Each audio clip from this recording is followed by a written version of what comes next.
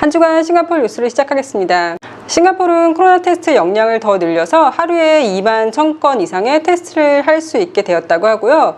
2월 22일부터는 싱가포르 전역에 70세 이상 어르신들의 접종이 시작된다고 합니다.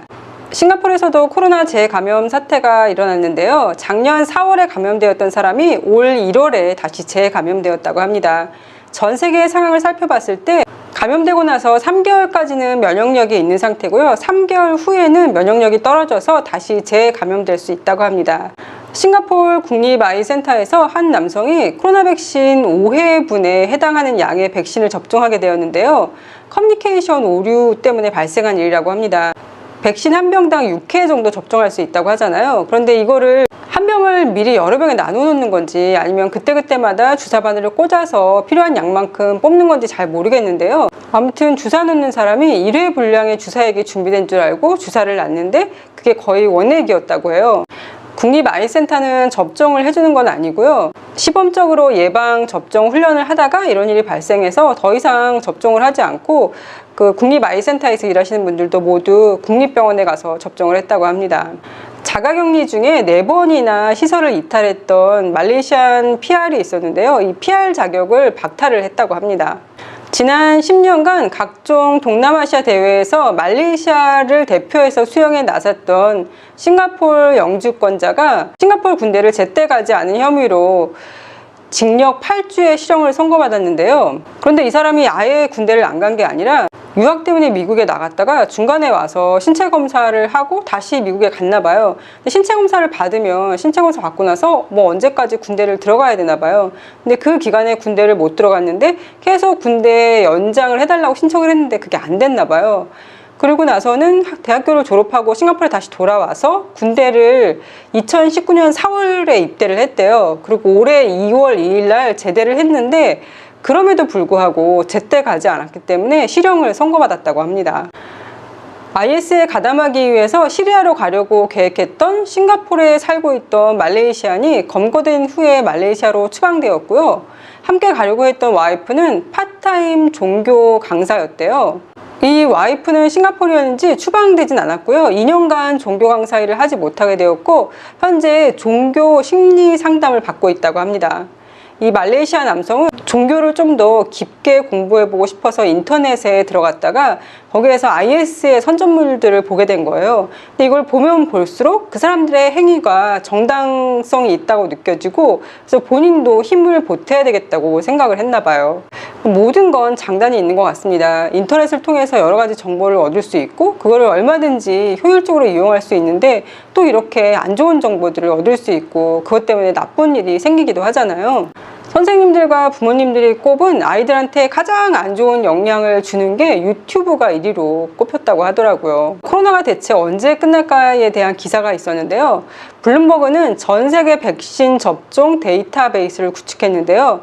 현재 백신 접종을 맞은 사람 숫자와 그 나라의 인구, 앞으로 백신이 출시될 계획 등을 고려해서 75%의 인구가 2번의 백신 접종을 맞는 데까지 약 7년이 소요된다고 합니다. 그래서 앞으로 7년이 지나야 전 세계가 이 코로나로부터 안전할 수 있다라는 기사가 있더라고요.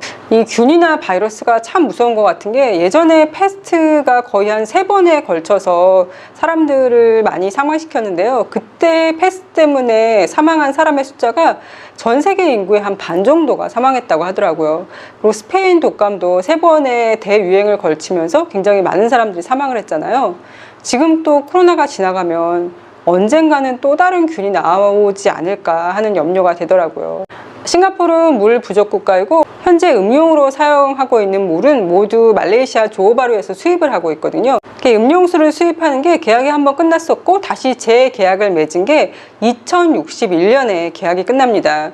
말레이시아 같은 경우에는 이번에 계약이 끝나면 다시 계약을 맺지 않겠다라고 이미 얘기를 한 상태고요.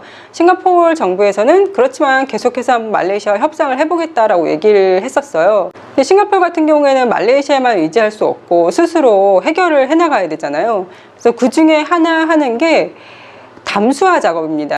바닷물의 염분을 없애고 여러 가지 정화 작용을 걸쳐서 그걸 먹을 수 있는 물로 마시는 건데요. 그 담수화 작용 4번째 시설이 오픈을 했거든요. 근데 이번에 담수화 작업 시설은 담수화만 시키는 게 아니라 마리나 모라지라고 가든 스파이더베이 뒤쪽으로 사람들 연날리기 많이 하는 그 공간 있잖아요. 근데 그 마리나 모라지가 하는 역할이 물을 가둬놓는 역할을 하는 거예요. 바닷물에 들어가지 않고 민물이 거기에 가둬져 있다가 필요할 때 그거를 정화를 시켜서 사용하는 건데요. 근데 비가 많이 오면 마리나 모라지에 계속 가둬놓을 수가 없잖아요. 그래서 거기 가둬뒀던 물을 바닷가로 내보내곤 했는데요. 그것도 너무 아깝다는 거죠.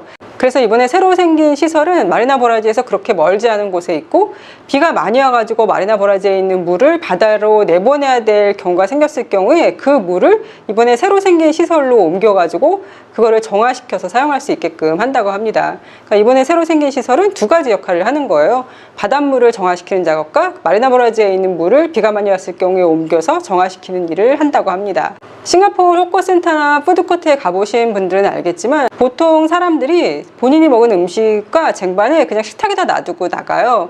근데 여기에 대해서 조사를 해봤더니 싱가포리언들의 47%가 본인들이 만약에 그걸 치웠을 경우에 거기서 일하시는 어르신들의 일자리가 없어질 것이다 라고 대답을 했대요. 하지만 싱가포르 정부에서는 그게 사실이 아니라고 얘기를 하고 있고요. 사람들이 음식을 치워도 어차피 누군가는 테이블을 닦고 또 청결 관리를 해야 되기 때문에 그분들의 일자리는 없어지지 않을 것이다 라고 발표를 했습니다. 작년에 설문조사 했을 때요, 90%의 사람들이 먹고 나서 음식을 치워야 된다라고 대답을 했고, 그 중에 70%가 넘는 사람들이 나는 그렇게 하고 있다라고 대답을 했는데요. 실제로 알아보니까 30%의 사람들만이 쟁반을 치우더래요. 싱가포르 정부에서는 올해 대대적으로 식사 후에 이렇게 먹은 음식과 쟁반을 치우는 홍보를 할 거라고 합니다. 싱가포르에서는 절대 시위 같은 걸 하면 안 된다고 했잖아요. 그게 여러 명이 모여서 하는 게 아니라 단 한 명이 시위를 해도 안 되는 거고, 실외에서 하는 것뿐만 아니라 실내에서도 그거에 대해서 어떤 얘기를 하거나 그러면 안 되는 거예요. 사실 법적으로는요. 그래서 인도에서는 계속 농부들이 시위를 하고 있잖아요. 그래서 한참 인도의 농부 시위들이 많이 나왔을 때 싱가포르 정부에서 싱가포르에 있는 인도인들이 그 시위를 동조하거나 하는 것에 대한 행위를 하지 말라고 한번 뉴스에 나왔었거든요.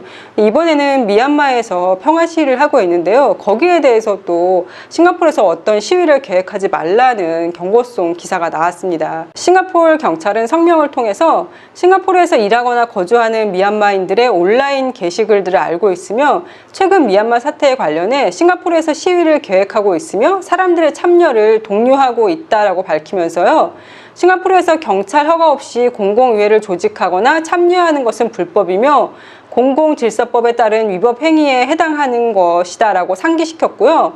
불법 집회 주최자는 최고 5,000달러의 벌금을 물어야 하고 참가자들은 3,000달러 이하의 벌금을 물 수 있고요. 금지구역에서 시위를 하는 경우에는 최고 1만 달러의 벌금과 6개월 동안 수감될 수 있다고 합니다. 싱가포르에 살고 있는 사람들뿐만 아니라요, 싱가포르에 잠깐 방문한 사람들도 이 법을 어기면 처벌을 받는 거는 마찬가지라고 얘기를 하고 있습니다. 5개의 마리나베이 펜트하우스가 한꺼번에 팔렸는데요, 1,000억이 넘는 금액으로 팔렸대요. 5개의 마리나베이 펜트하우스는 총 4개 층이고 방이 24개이고 그리고 25m의 루프탑 수영장을 갖추고 있는데요, 이거를 컴바인해서 하나의 집으로 만들 수 있다고 합니다. 이렇게 했을 때 전 세계의 부자들이 이런 거에 관심을 갖고 구매를 한다고 해요. 저는 이런 것까지는 필요 없고 월세 내는 거 너무 아까우니까 그냥 조그만 콘도 하나라도 얼른 생기면 좋겠습니다. 코로나 때문에 온라인 강의를 하는 경우가 많아졌는데요, NUS의 한 교수님이 2시간 동안 온라인 강의를 하신 거예요. 그런데 본인이 음소거를 하고 음을 소거시키고 강의를 하신다는 걸 모르셨던 거예요. 그러니까 학생들이 막 문자로 지금 아무 소리 안 들린다, 교수님 소리가 안 들려요 막 보냈는데 이 문자도 안 보셨나 봐요. 2시간 동안 강의를 하신 후에 마지막에 뭐 Q&A 같은 거 하시려다가 그때서야 이제 본인의 강의가 소리가 하나도 안 나갔다는 걸 알게 되셨나 보더라고요. 코로나 사태에 참 오픈 해프닝인 것 같습니다. 지난 50년간 상어와 가오리를 너무 많이 잡아들여서 그들의 개체수가 71%나 줄었다고 합니다. 이렇게 큰 종들은 2년에서 3년에 한 번씩 새끼를 낳는데요. 그 이유가 적게 낳지만 크게 낳아서 생존율을 높이기 위한 게 목표라고 하는데요. 사람들이 만약에 그들을 잡아먹지 않는다면 그렇게 낳은 새끼들은 거의 대부분 생존한다고 합니다. 갑자기 지난주에 가오리 바베큐 먹은 게 좀 미안해지네요. 마다가스카르에서는 세계에서 가장 작은 파충류가 발견되었다는 기사가 나왔는데요. 기사를 보니까 요만한 손가락 위에 요만하게 있더라고요. 그러니까 이게 1cm도 안 되는 파충류인 것 같아요. 제발 이 파충류는 멸종하지 말고 잘 살아남길 바랍니다. 한국에서는 한강 공원에서 음식 배달시켜 먹기도 하잖아요. 근데 태국에서 강에서 강 중간에 배를 타고 나가서 낚시를 하다가 푸드판다로 음식 배달을 시켰는데 배를 타고 강 중간까지 배달을 해주는 게 기사가 나왔더라고요. 현대차는 스마트 공장을 싱가포르에 짓기로 했고, LG전자 같은 경우에는 인도네시아에서 배터리를 생산하고 있다고 작년에 뉴스를 전달해 드렸는데요. 테슬라가 인도네시아와 전기차 생산하는 것에 대해서 얘기를 나누고 있다고 합니다.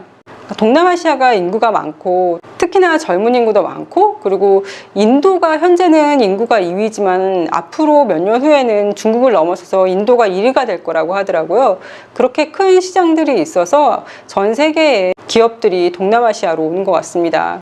일본 올림픽위원회에서 여러 가지 규제 사항을 발표했는데요. 그 중에는 뭐 하이파이브도 안 되고, 뭐 골을 넣었을 때 선수들끼리 포옹도 안 되고, 이런 규제 사항들이 있는 거예요. 코로나 때문에 그런 규제 사항들이 만들어졌는데요.